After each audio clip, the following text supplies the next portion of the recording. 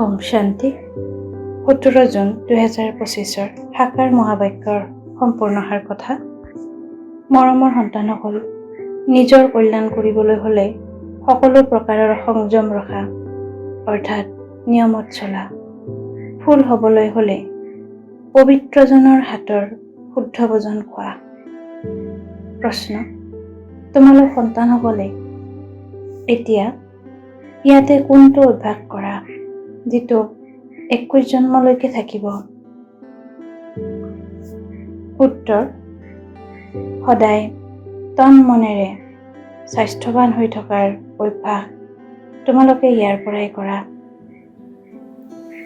তোমালোকে দধীচি ঋষিৰ নিচিনাকৈ যজ্ঞ সেৱাত সৰ্বস্ব উজাৰি দিবও লাগে, কিন্তু হঠযোগৰ কথা নহয়। নিজৰ শৰীৰ দুৰ্বল কৰিব নালাগে। তোমালোকে যোগৰ দ্বাৰা 21 জন্মৰ বাবে স্বাস্থ্যৱান হোৱা, তাৰ অভ্যাস ইয়াৰ পৰাই কৰা। ধাৰণাৰ বাবে মুখ্য সাৰ: 1. অন্তৰ্মুখী হৈ নিজে নিজৰ সৈতে কথা পাতিব লাগে। যিহেতু মই দেৱতা হওঁগৈ, তেন্তে মোৰ চলন কেনেকুৱা? কোনো অশুদ্ধ খোৱা বোৱাটো নকৰোঁ। 2.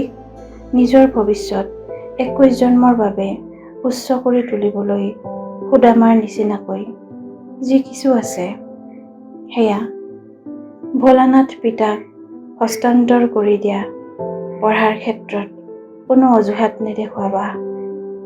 বৰদান: আদি আৰু অনাদি স্বৰূপৰ স্মৃতিৰে নিজৰ স্বধৰ্ম ধাৰণ কৰোঁতা পবিত্ৰ আৰু যোগী হোৱা।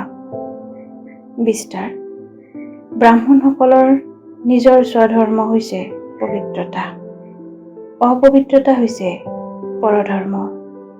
যি পবিত্ৰতা ধাৰণ কৰিবলৈ জগতৰ লোকে কঠিন বুলি ভাবে, সেয়া তোমালোক সন্তানসকলৰ বাবে অতি সহজ, কিয়নো স্মৃতি উদয় হ'ল যে আমাৰ বাস্তৱিক আত্মস্বৰূপ সদায় পবিত্ৰ। অনাদি স্বৰূপ পবিত্ৰ আত্মা আৰু আদি স্বৰূপ হৈছে দেৱতা। এতিয়াৰ অন্তিম জন্ম পবিত্ৰ ব্ৰাহ্মণ জীৱন, গতিকে পবিত্ৰতাই ব্ৰাহ্মণ জীৱনৰ ব্যক্তিত্ব। যি পবিত্ৰ তেওঁৱেই যোগী। শ্লোগান: সহজযোগী বুলি কৈ অমনোযোগিতাক প্ৰশ্ৰয় নিদিবা, শক্তিৰূপ হোৱা।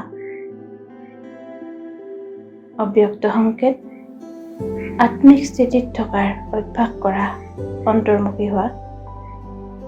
কোৱা হয়, অন্তৰ্মুখী সদায় সুখী। তেওঁ কোনো বাহিৰৰ আকৰ্ষণে আকৰ্ষিত কৰিব নোৱাৰে। কেতিয়াবা নিজৰ মত, কেতিয়াবা পৰমতে আকৰ্ষিত কৰিব নোৱাৰে। অন্তৰ্মুখী সদায় সুখী হৈ থাকোঁতা সুখদাতাৰ সন্তান মাষ্টৰ সুখদাতা হ'ব, বাহ্যমুখতাৰ পৰা মুক্ত হ'ব। ওম শান্তি।